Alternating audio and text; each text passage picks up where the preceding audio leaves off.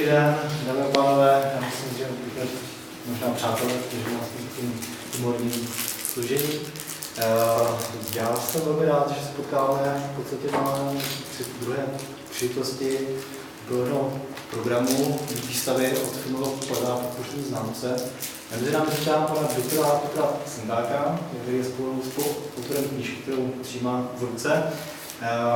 Já jsem velmi rád, že jsme se dohodli vlastně na možnosti prezentace knihy s panem doktorem. Jestli se neměl, jak je to vlastně téma rigorózní práce. Přesně tak, vychází to už z mé diplomové práce, že jsem se tím začal zabývat a pak to přešlo i do té rigorózní. Je to částečně téma té rigorózní práce. Takže je znát, že samozřejmě má to téma, že prostě má, že pečlivě prostě z toho zkoumal, bádal. Ostatně já si myslím, že má, že dneska se rozumíme víc, vlastně, že mě už z toho názvu hodně vyplývá. A já si myslím, že než bych povídal já, tak samozřejmě dám slovo vám a těšíme se samozřejmě na přednášku. Děkuji za pozvání, děkuji za slovo.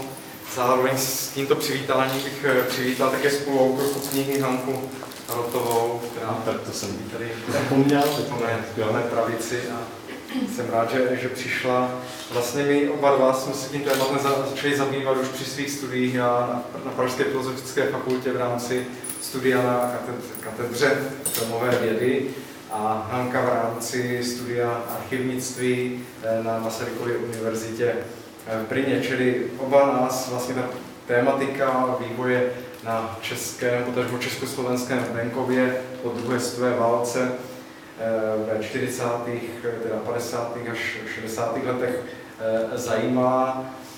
Pak vlastně, aniž bychom předtím o sobě věděli, tak jsme se dozvěděli o těch svých textech, které vznikaly a to byl také pro mě impuls, když jsem dostal do rukou text Hančin, zařadit i její texty do publikace, která vyšla minulý rok v rámci ediční řady Šťastné zítřky nakladatelství Akademia, což je právě ediční řada, která mapuje období především tedy socialismu v rámci české nebo československé společnosti s ohledem na kulturní záležitosti, na záležitosti filmové, historie filmové tvorby a i obecně jakýchsi kulturologických tendencí. Čili v této edici vyšla tato kniha. Já jsem také připravoval v rámci badatelského dokumentačního projektu, který se zabýval kolektivizací venkova a danými souvislostmi, v mém případě tedy i souvislostmi filmovými, právě proto, že jsem byl vlastně vystudovaný filmový historik. Hanka se k tomu přihlédla jako klasická historička, archivářka, byť také s přihlédnutím k filmové tvorbě, protože se zabývala například i náměty, které nakonec nespatřily světlo světa, ale které se k té tématice kolektivizace venkova vážily. A to byl její velký vklad do této knihy, že tady byly zahrnuty ty texty o filmech, které měly vzniknout a z různých důvodů nevznikly. Možná jenom nechci tady dělat nějakou akademickou přednášku, myslím to si ani, že není vhodné prostředí pro takovouto věc a ten prostor bych věnoval spíš jakémusi odlehčenějšímu pojetí toho tématu. Čistě však, abychom měli jakýsi základní přehled o tom, o čem ta kniha je i to téma, jen bych řekl, že o té kolektivizaci venkova mnozí máme nějaké základní informace, že se jednalo vlastně o zásadní sociální ekonomickou změnu na venkově, ke které došlo po roce 1948. Ona byla oficiálně víceméně uzavřena ke konci 50. let, probíhala v jakýchsi dvou vlnách, začátkem 50. let a ve druhé polovině 50. let.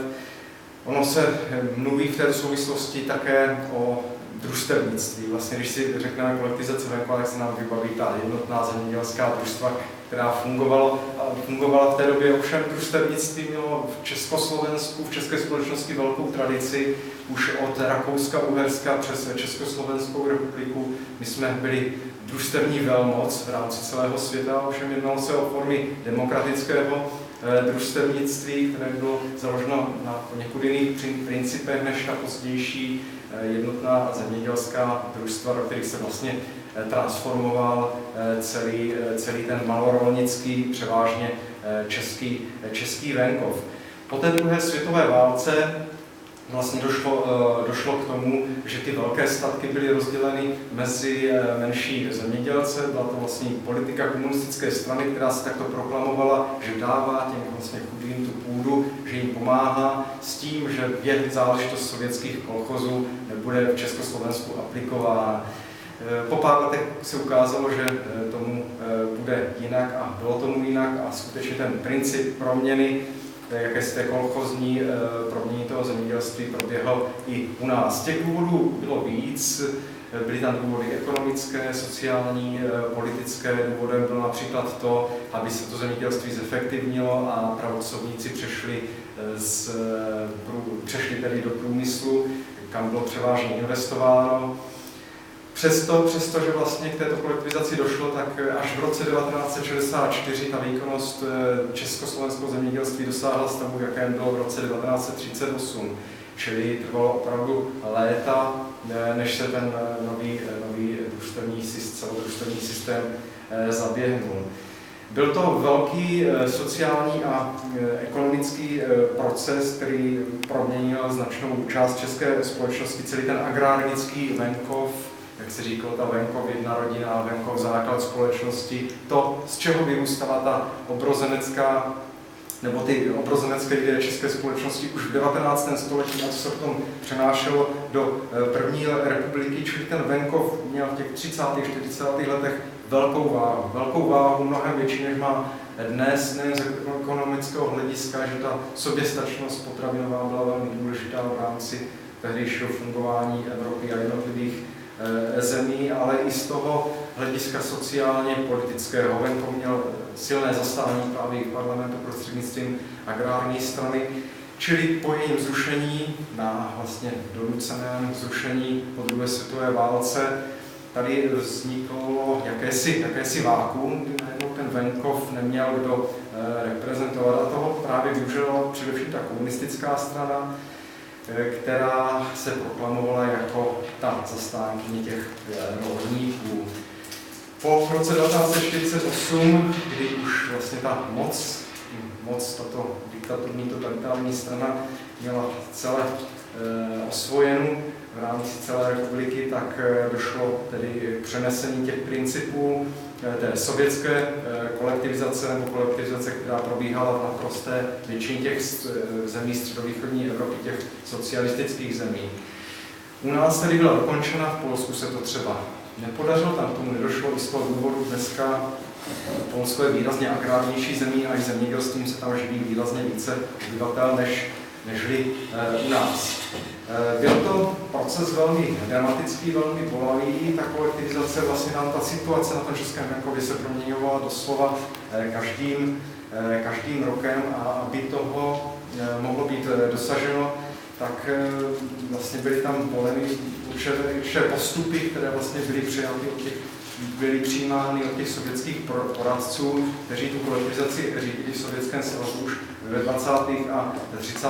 letech. Tam vlastně možná ještě drsnější, víme asi o ukrajinských hladomorech, které byly částečně tímto způsobeny. K tomu naštěstí u nás tedy nedošlo, ale byly určité skupiny lidí, které během té kolektivizace velmi trpěly. Bylo to dáno tím, že se vlastně ta strana komunistická pokusila jakousi venkovskou soudržnost určitou, nikdy nebyla ideální, narušit. Došlo k tomu způsobem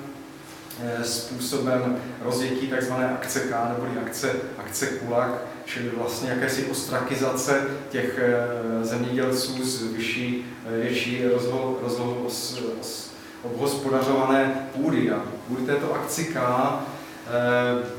bylo vytipováno několik tisíc rodin v rámci jednotlivých obcí v celém Československu, a tyto rodiny byly násilně vystěhovány ze svých vlastně rodných domů, ze svých rodných obcí a přesídleny třeba úplně do jiných okresů nebo do jiných krajů s tím, že se nemohli řadovat vůbec z těch svých rodišť navrátit. Vlastně ten důvod, proč tomu došlo, bylo především proto, aby ta strana, ta politická strana ukázala svoji moc a zastrašila vlastně další venkovany. Na druhou stranu ty méně majetní rolníci, kteří do těch zemědělských družstev vstoupili, časem si zvykli na ten systém